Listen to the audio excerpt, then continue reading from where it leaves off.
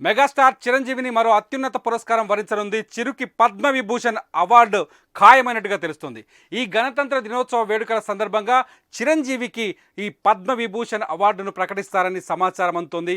గత కొద్ది రోజులుగా ఈ సమాచారం కొనసాగుతోంది. మరి కాసేపట్లోనే కేంద్ర ప్రభుత్వం పద్మవిభూషణ్ అవార్డుల్ని ప్రకటించబోతున్నట్లు సమాచారం అందుతోంది. ఢిల్లీ వర్గాలు మెగాస్టార్కు పద్మవిభూషణ్ అవార్డు ఖాయమని చెప్పేసి మాట్లాడుకుంటున్నాయి. ఇటు అభిమానుల్లో కూడా ఆనంద క్షణాలు కనిపిస్తున్నాయి, ఆనందాలు వెల్లివిరుస్తున్నాయి. గజం కేవలం 4,500 రూపాయలతో 165 గజాల భూమి కేవలం 8 లక్షలు మాత్రమే. పద్మవిభూషణ్ అవార్డుపై మరి కాసేపట్లో అఫీషియల్ అనౌన్స్మెంట్ రాబోతున్నట్టుగా తెలుస్తుంది. ఈ ఏడాది పద్మ అవార్డ్స్ లిస్టులో చిరంజీవి పేరు ప్రముఖంగా ఉన్నట్టు మొదటి నుంచే సమాచారం ఉంది.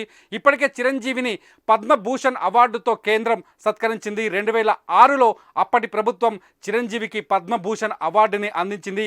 మళ్ళీ 18 ఏళ్ల తర్వాత ఇప్పటి ప్రభుత్వం ఆయన్ని పద్మవిభూషణ్ అవార్డుతో సత్కరిస్తుందని తెలుస్తోంది. కోవిడ్ సమయంలో సినీ కార్మికులతో పాటు సామాన్యులను ఆదుకునేందుకు చిరంజీవి చేసిన సేవలను గుర్తించి మోదీ ప్రభుత్వం మెగాస్టార్ను పద్మవిభూషణ్తో సత్కరించినట్లు ప్రచారం జరుగుతోంది. లాక్డౌన్ టైంలో ఉపాధి కోల్పోయిన సినీ కార్మికులకు నిత్యావసరాలు అందజేశారు చిరంజీవి.